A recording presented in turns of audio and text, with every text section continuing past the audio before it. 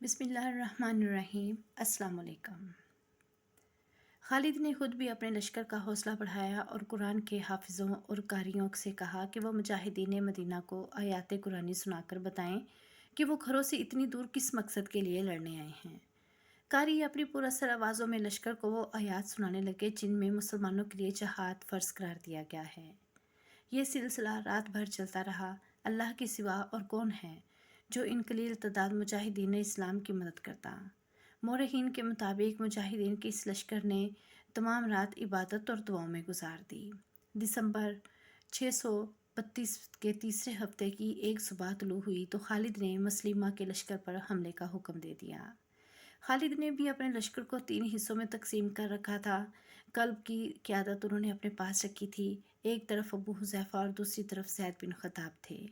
मुसलमान जिस कहर व गज़ब से हमला हाविर हुए और जिस बेजिगरी से लड़े वो देखकर खालिद को उम्मीद बन गई कि वह मुर्तदीन के लश्कर को उखाड़ फेंकेंगे। खुद खालिद सिपाहियों की तरह लड़ रहे थे, लेकिन खासा वक्त गुजर जाने के बाद भी मुस्लिमा का लश्कर जहाँ था वहीं रहा। बहुत से मुजाहिदीन पहले हल्ले में ही शहीद हो गए। दिन गुजरता जा रहा था, मैदान जंग का कहर बढ़ता जा रहा था। एक शोर था, चीहो पुकार थी, करबनाक आहो बका थी जो ज़मीनों आसमान को हिला रही थी। मसलिमा का लश्कर घूम फिर कर लड़ रहा था। इसकी कोशिश ये थी कि मुसलमानों को घेरे में ले ले और मुसलमानों का अज़म यह था कि मुर्तदीन के इस लश्कर के कदम उखाड़ने हैं और यमामा पर कब्ज़ा करना है। दोनों लश्कर अपनी अपनी कोशिशों में नाकाम हो रहे थे। अगर कामयाब था तो वो मसलिमा का लश्कर था। मसलिमा बहुत चालाक और होशियार जंगी कायद था। वो जायज़ा लेता रहा कि मुसलमान कब थक कर चूर होते हैं। आधा दिन गुजर गया। ज़मीन खून से लाल होती जा रही थी। ज़ख्मी इंसान भागते दौड़ते घोड़ों तले कुचले जा रहे थे। मुसलमान इस कदर बेजिगरी से लड़ने की वजह से कुछ जल्दी थक गए। मुस्लिमा ने भांप लिया। इसने अपने लश्कर के एक ताज़ा दम हिस्से को मुसलमानों पर हमले का हुक्म दे दिया। इसके लश्कर का यह हिस्सा तूफ़ानी मौज की तरह आया। मुस्लिमा ने सबको यकीन दिला रखा था कि जो इसकी नबूवत की खातिर लड़ता हुआ मरेगा वो सीधा जन्नत में जाएगा। खालिद ने थोड़ी ही देर बाद महसूस कर लिया कि इसके लश्कर पर दबाव बहुत तेज हो गया है। खालिद कोई चाल सोच ही रहे थे कि मुसलमानों ने पीछे हटना शुरू कर दिया। आगे वाले दस्ते तेज़ी से पीछे हटे, पीछे वाले इनसे ज़्यादा तेज़ी से पसपा हुए। सलारों ने बहुत शोर मचाया, लश्कर को पुकारा, नारे लगाए, लेकिन मुर्तदीन का दबाव ऐसे कहर की सूरत इख्तियार कर गया था जिसे मुसलमान बर्दाश्त ना कर सके और इनमें बदनस्मी फैल गई। देखा देखी मुसलमान ऐसी बुरी तरह पसपा हुए कि अपनी खैमा गाह में भी न रुके और वो दूर पीछे चले गए। मुस्लिमा के लश्कर ने इनका ताक़ुब किया। ओहद के मैदान में भी मुसलमानों ने अपने लिए ऐसी ही सूरत हाल पैदा कर ली थी और हज़मियत उठाई थी। ये इनकी दूसरी पसपाई थी जो भगदड़ की सूरत इख्तियार कर गई थी। मुस्लिमा का लश्कर जब मुसलमानों की खैमा गाह तक पहुंचा तो इसने वहां लूट मार शुरू कर दी। वहां इन्हें रोकने वाला कोई न था। खालिद और उनके सलार दौड़ दौड़ कर अपने लश्कर को रोकने के लिए चीख चिल्ला रहे थे, लेकिन मुसलमान अपनी खैमा गाह से खासी दूर जाकर रुके। मुसलमानों के कुछ आदमियों को खालिद का खैमा मिल गया। वो इसमें जा घुसे। वहाँ इन्हें ज़्यादा मालो दौलत मिलने की तवक्को थी, लेकिन इस खैमे में इन्हें दो इतने कीमती इंसान मिल गए जिनकी इन्हें तवक्को नहीं थी। एक तो इनका अपना सरदार और सलार मजा था जो बेड़ियों में जकड़ा हुआ था, और इसके साथ खालिद की नई नवेली बीवी लैला उम्मे तमीम थी, जिसके हुस्न के चर्चे उन्होंने सुन रखे थे, लेकिन इसे देखा कभी नहीं था। मजा को तो उन्होंने पहचान लिया। लैला के मुतल्लिक इन्हें मजा ने बताया कि ये कौन है। बैक वक्त 2-3 आदमी लैला की तरफ लपके वो इसे कत्ल करना या अपने साथ ले जाना चाहते थे। रुक जाओ, इनके कैदी सरदार मजा ने हुक्म दिया। दुश्मन के आदमियों के पीछे जाओ, अभी औरतों के पीछे पड़ने का वक्त नहीं। मैं अब इसका नहीं, ये मेरी कैदी है। इनके सरदार का हुक्म इतना सख्त था कि वो बड़ी तेज़ी से खैमे से निकल गए। इन्हें इतना भी होश न रहा कि अपने सरदार की बेड़ियाँ ही तोड़ जाते। तुमने मुझे इन आदमियों से क्यों बचाया है? लैला ने मजा से पूछा। क्या तुम मुझे अपना मालिक गनीमत समझते हो? अगर तुम्हारी नीयत यही है तो क्या तुम्हें यह एहसास नहीं कि मैं तुम्हें कत्ल कर सकती हूँ? तुमने मेरे साथ जो अच्छा सलूक कैद के दौरान किया है, मैं इसके सिले में अपनी जान दे सकता हूँ। मजा ने कहा, खुदा की कसम मेरी बेड़ियाँ टूटकर तुम्हारे पाँव में पड़ जाएं तो भी मैं तुम्हें मालिक गनीमत या लौंडी नहीं समझूंगा। तुमने मुझे कहती नहीं मेहमान बना कर रखा है। मैंने तुम पर कोई एहसान नहीं किया। लैला ने कहा, यह मुसलमानों की रवायत है कि दुश्मन इनके घर चला जाए तो वो इसे मुअज़्ज़ज़ मेहमान समझते हैं। اگر تم میرے گھر میں ہوتے تو میں تمہیں اور زیادہ آرام پہنچا سکتی تھی۔ لیلا مجاہ نے کہا، کیا تجھے ابھی احساس نہیں ہوا کہ تمہارا خامد شکست کھا کر بھاگ گیا ہے اور تم میرے قبضے میں ہو؟ فتح اور شکست کا فیصلہ خدا کرے گا، لیلا نے جواب دیا۔ میرا خامد اس سے زیادہ سخت چوٹیں برداشت کر سکتا ہے۔ کم فہم خاتون، مجاہ نے فاتحانہ مسکراہٹ سے کہا، کیا تجھے ابھی تک احساس نہیں ہوا کہ خدا مسلمہ کے ساتھ ہے، جس کا سچا نبی ہے؟ محمد صلی اللہ علیہ وسلم کی رسالت سچی ہوتی۔ مجاہ، لیلا نے گرج کر اس کی بات وہیں ختم کر دی اور بولی، اگر تو نے محمد صلی اللہ علیہ وسلم کی رسالت کے خلاف کوئی بات کی تو مجھ پر تیرا قتل فرض ہو جائے گا۔ میں دیکھ رہی ہوں کہ میرا لشکر مجھے اس خیمہ گاہ میں اکیلا چھوڑ کر بھاگ گیا ہے، جہاں میرے دین کے دشمن لوٹ مار کر رہے ہیں، لیکن میرے دل پر ذرا سا بھی خوف نہیں۔ خوف اس لیے نہیں کہ مجھے اللہ پر بھروسہ ہے۔ مجاہ خاموش رہا اور وہ کچھ دیر نظریں لیلا کے چہرے پر گاڑے رہا۔ باہر فاتح لشکر کا فاتحانہ گل گباڑا تھا۔ وہ مسلمانوں کے خیموں کو پھاڑ پھاڑ کے ان کے ٹکڑے بکھیر رہے تھے۔ مجاہ اور لیلا کو توقع تھی کہ ابھی مسلمہ کے آدمی آئیں گے اور ان دونوں کو ساتھ لے جائیں گے، لیکن اچانک گل گباڑا ختم ہو گیا اور لوٹ مار کرنے والے لوگ بھاگتے دوڑتے خیمہ گاہ سے نکل گئے۔ اس کی وجہ یہ تھی کہ مسلمہ کی طرف سے حکم آیا تھا کہ فوراً واپس میدان عقربہ میں پہنچو، کیونکہ مسلمہ نے دیکھ لیا تھا کہ مسلمان بڑی تیزی سے اکٹھے ہو کر منظم ہو رہے تھے۔ مسلمہ کوئی خطرہ مول نہیں لینا چاہتا تھا۔ وہ مسلمانوں کی شجاعت اور ان کے جذبے سے معروف تھا۔ مجاہ اور لیلا خیمے میں اکیلے رہ گئے۔ مجاہ کے چہرے پہ جو رونق آئی تھی وہ پھر بجھ گئی۔ خالد اتنی جلدی ہار ماننے والے نہیں تھے۔ ضائع کرنے کے لیے ان کے پاس ایک لمحہ بھی نہیں تھا۔ انہوں نے اپنے سالاروں اور کمانڈروں کو اکٹھا کیا اور انہیں اس پسپائی پر شرم دلائی۔ اتنے میں ایک گھوڑا سر پر دوڑتا آیا اور سالاروں وغیرہ کے اجتماع میں آ رکا۔ وہ عمر کے بھائی زید بن خطاب تھے۔ خدا کی قسم ابن ولید، زید بن خطاب نے گھوڑے سے کود کر اترتے ہوئے جوشیلی آواز میں کہا، میں نے مسلمہ کا دایاں ہاتھ کاٹ دیا ہے۔ میں نے نہار الرجال کو اپنے ہاتھوں قتل کیا ہے۔ یہ اللہ کا اشارہ ہے کہ فتح ہماری ہوگی۔ نہار الرجال کا ہلاک ہو جانا مسلمہ کے لیے کوئی معمولی نقصان نہیں تھا۔ بتایا جا چکا ہے کہ وہ مسلمہ کا معتمد، خاص، واحد مشیر اور صحیح معنوں میں دست راست تھا۔ خالد اور ان کے سالاروں نے یہ خبر سنی تو ان کے چہروں پر تازہ حوصلوں کی سرخی آ گئی۔ کیا تم جانتے ہو کہ ہمیں کس جرم کی سزا ملی ہے؟ خالد نے غصیلی آواز میں کہا، مجھے بتایا گیا ہے کہ ہمارے لشکر میں دل پھٹ گئے تھے۔ لڑائی سے پہلے ہی ہمارے لشکر کے مہاجر کہنے لگے تھے کہ بہادری میں انصار اور بدو ان کا مقابلہ نہیں کر سکتے۔ انصار کہتے تھے کہ مسلمانوں میں ان جیسا بہادر کوئی نہیں، اور بدوؤں نے کہا کہ مکہ اور مدینہ کے لوگ تو یہ بھی نہیں جانتے کہ جنگ ہوتی کیا ہے۔ تم جانتے ہو کہ ہم میں مکہ کے مہاجر بھی ہیں، مدینہ کے انصار بھی ہیں اور ارد گرد کے علاقے سے آئے ہوئے بدو بھی ہیں، ہمارے ساتھ ہیں۔ ان لوگوں نے ایک دوسرے پر تانا زنی شروع کر دی تھی۔ اس کا ہمارے پاس کوئی علاج نہیں، ایک سالار نے کہا۔ میرے پاس اس کا علاج ہے، خالد نے کہا۔ ہم نے لشکر میں ان سب کو اکٹھا رکھا ہوا ہے۔ مزید وقت ضائع کیے بغیر تم سب جاؤ اور مہاجرین کو الگ، انصار کو الگ اور بدوؤں کو الگ کرو۔ تھوڑے سے وقت میں خالد کے حکم کی تعمیل ہو گئی۔ لشکر 3 حصوں میں تقسیم ہو چکا تھا۔ ایک حصہ مہاجروں کا، دوسرا انصار کا اور تیسرا بدوؤں کا۔ خالد گھوڑے پر سوار ان کے سامنے جا کھڑے ہوئے۔ اللہ کے سپاہیوں، خالد نے بڑی ہی بلند آواز میں کہا، ہم نے میدان میں پیٹھ دکھا کر دشمن کے لیے ہنسی اور تانا زنی کا موقع پیدا کر دیا ہے۔ کون کہہ سکتا ہے کہ تم میں سے کون بہادری سے لڑا اور کون سب سے پہلے بھاگ اٹھا؟ مہاجرین، انصار یا بدو؟ اب میں نے تمہیں اس لیے الگ الگ کر دیا ہے کہ دشمن پر فوراً جوابی حملہ کرنا ہے۔ اب دیکھیں گے کہ تم میں سے کون کتنا بہادر ہے۔ بہادری اور بزدلی کا فیصلہ تانا زنی سے نہیں کیا جا سکتا۔ میدان میں کچھ کر کے دکھاؤ، لیکن اتحاد کو ہاتھ سے نہ جانے دو۔ رسول اللہ صلی اللہ علیہ وسلم نے تمہیں جس باہمی پیار کا سبق دیا تھا وہ بھول نہ جانا۔ تم میں سے کوئی گروہ دشمن کے دباؤ کو برداشت نہ کرتے ہوئے پیچھے ہٹے تو دوسرے گروہ اس کی مدد کو پہنچے۔ ہمیں دشمن پر ثابت کرنا ہے کہ مسلمہ جھوٹا نبی ہے۔ اگر ہم شکست کھا گئے تو یہ جھوٹی نبوت ہم پر مسلط ہو جائے گی اور ہم مسلمہ کے غلام اور ہماری عورتیں مرتدین کی لونڈیاں بن جائیں گی۔ خالد کے یہ الفاظ ان تیروں کی طرح کارگر ثابت ہوئے جو اپنے نشانے سے ادھر ادھر نہیں جایا کرتے۔ لشکر میں نیا جوش اور نیا ولولہ پیدا ہو گیا۔ ادھر مرتدین مجاہدین کی ایک خیمہ گاہ لوٹ کر اور تباہ کر کے جا چکے تھے۔ ادھر سے مسلمان اشارہ ملتے ہی مسلمہ کے لشکر کی طرف چل پڑے۔ مسلمہ نے اپنے لشکر کو پھر حملہ روکنے کی ترتیب میں کر لیا تھا۔ جب مجاہدین اسلام کا لشکر مقابلے میں پہنچا تو انصار سے ایک سردار ثابت بن قیس گھوڑے کو لگا کر لشکر کے سامنے آ گئے۔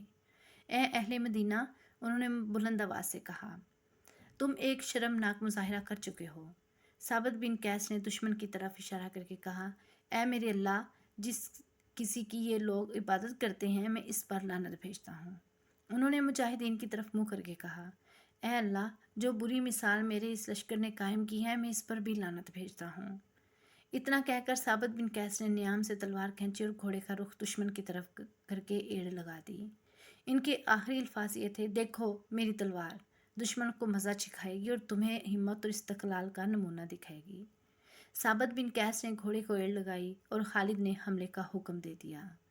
مورخ لکھتے ہیں کہ ثابت بن قیس کی تلوار ایسی شدت اور ایسی مہارت سے چل رہی تھی کہ جو ان کے سامنے آیا وہ پھر اپنے پاؤں پر کھڑا نظر نہ آیا۔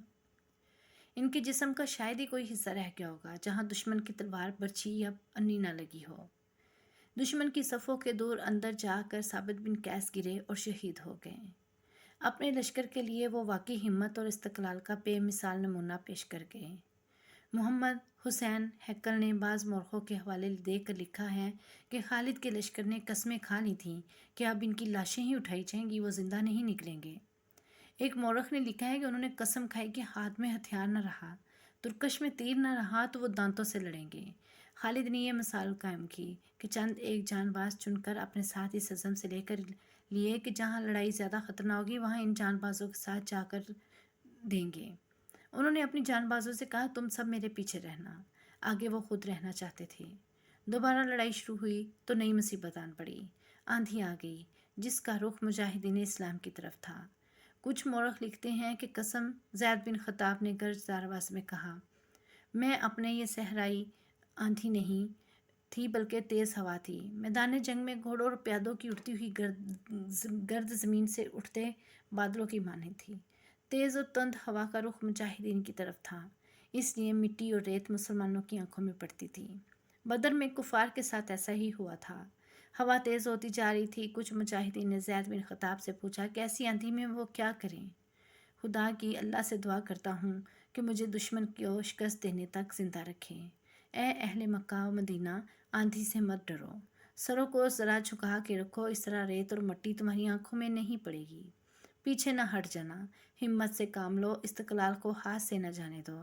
آندھی اور طوفان تمہارا کچھ نہیں بگاڑ سکتے۔ زید بن خطاب سالار تھے۔ انہوں نے مجاہدین کے لیے یہ مسائل قائم کی کہ تلوار لہراتے ہوئے دشمن پر ٹوٹ پڑے۔ ان کے دستے ان کے پیچھے گئے۔ زید بن خطاب تلوار چلاتے ہوئے دور تک نکل گئے اور شہید ہو گئے۔ ایک اور سالار ابو حذیفہ نے بھی یہی مثال قائم کی۔ وہ یہ نعرہ لگا کر دشمن پر ٹوٹ پڑے، اے اہل قرآن، اپنے اعمال سے قرآن حکیم کی ناموس کو بچاؤ۔ وہ بھی مقابلے میں آنے والے ہر مرتد کو کاٹتے گئے، زخم کھاتے گئے اور شہید ہو گئے۔ ان سالاروں نے جانیں دے کر مجاہدین کے عزم میں جان ڈال دی اور وہ آسمانی بجلیوں کی طرح دشمن پر ٹوٹ پڑتے۔ اس کے باوجود مسلمہ کا لشکر قائم و دائم تھا۔ خالد نے میدان جنگ کا جائزہ لیا۔ یہ ایسی جنگ تھی جس میں چالنے چلنے کی ذرا سی بھی گنجائش نہیں تھی۔ یہ آمنے سامنے کی ٹکر تھی، اس میں صرف ذاتی شجاعت ہی کام آ سکتی تھی۔ خالد نے میدان جنگ کا جائزہ لیتے ہوئے دیکھا کہ مسلمہ کے محافظ اس کی حفاظت کے لیے جانیں قربان کر رہے ہیں۔ خالد کو فتح کا ایک یہی طریقہ نظر آیا کہ مسلمہ کو مار دیا جائے۔ یہ کام اتنا سہل نہیں تھا جتنی آسانی سے دماغ میں آیا تھا، لیکن خالد ناممکن کو ممکن کر دکھانے کے لیے اس طرح مسلمہ کی طرف بڑھے کہ ان کے جان بازوں نے ان کے گرد گھیرا ڈال رکھا تھا۔ جب قریب گئے تو مسلمہ کے محافظوں نے ان پر حلہ بول دیا۔ خالد کے قریب جو آیا وہ زندہ نہ رہا، مگر مسلمہ تک پہنچنا ممکن نظر نہیں آتا تھا۔ خالد کے جان بازوں نے اپنی ترتیب بکھرنے نہ دی۔ ایک موزوں موقع دے کر خالد نے اپنے جان بازوں کو مل کر حلہ بولنے کا حکم دے دیا۔ خالد خود بھی حلے میں شریک ہو گئے۔ کچھ محافظ پہلے ہی مر چکے تھے یا زخمی ہو کر تڑپ رہے تھے۔ خالد کے جان بازوں کا حلہ اتنا شدید تھا کہ مسلمہ کے محافظ بکھلا گئے۔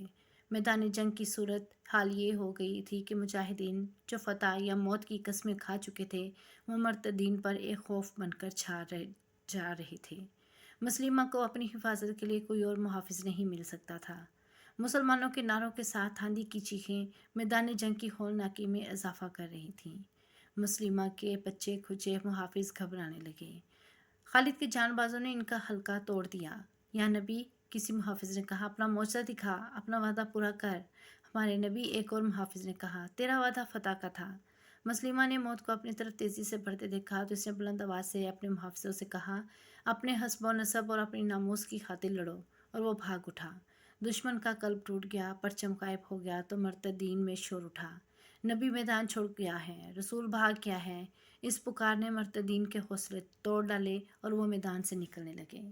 थोड़ी सी देर में मर्तदीन मैदान छोड़ गए, लेकिन मैदान जंग की कैफियत ये थी कि खून नदी की तरह एक तरफ को बहने लगा।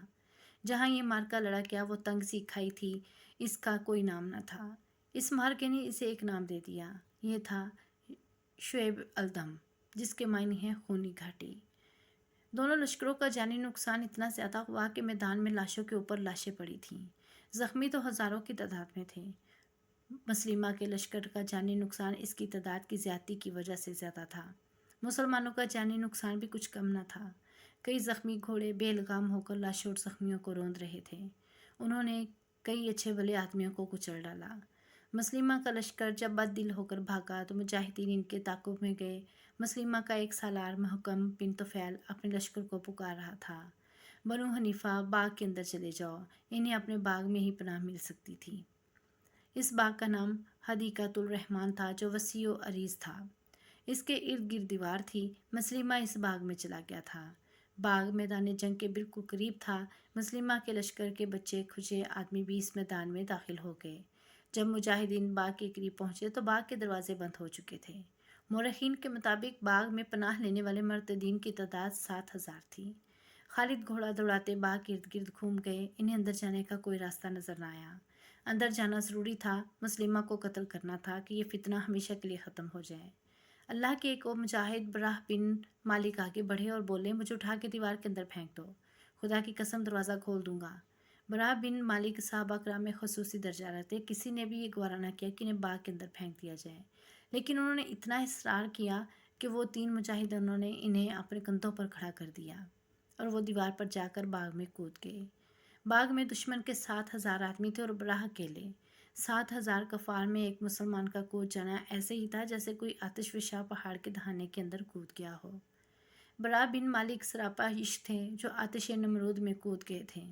उन्होंने बाग का दरवाज़ा मर्तद ललकार, गर्दन मार दो, एक और ललकारा, पकड़ लो, मार डालो। एक शोर उठा, बेशुमार मर्तद तलवारें और बर्छियाँ ताने बराह बिन मालिक की तरफ दौड़े। बरा अभी दरवाज़ा खोल नहीं सके थे। उन्होंने तलवार निकाली और बनु हनीफ़ा का जो आदमी सबसे पहले इन तक पहुंचा था, इसे बराह की तलवार के भरपूर वार ने वहीं रोक दिया। वो लड़खड़ाता हुआ पीछे हटा। बराह ने एक बार फिर दरवाज़ा खोलने की कोशिश की। वो बर वक्त पीछे को घूमे। बैक वक्त 2 आदमियों ने इन पर बर्छियों के वार किए थे।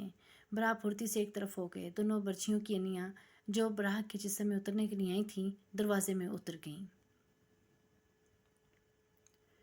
बराह ने बड़ी तेज़ी से तलवार चलाई और दोनों आदमियों को इस वक्त घायल कर दिया जब वो दरवाजे में से बर्छियाँ निकाल रहे थे।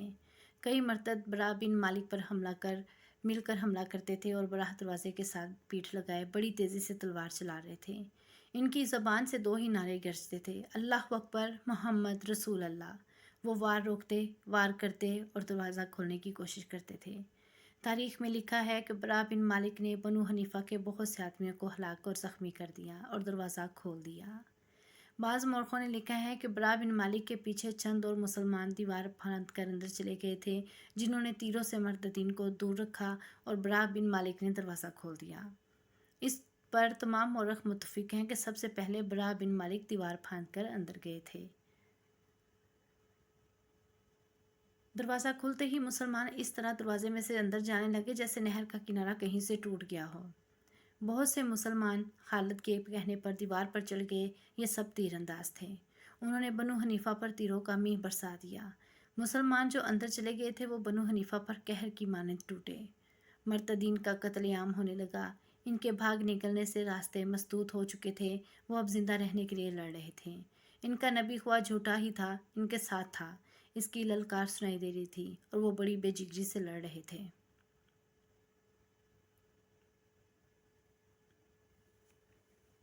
ویڈیو پسند آئے تو لائک ضرور کریں اور چینل کو بھی سبسکرائب کریں۔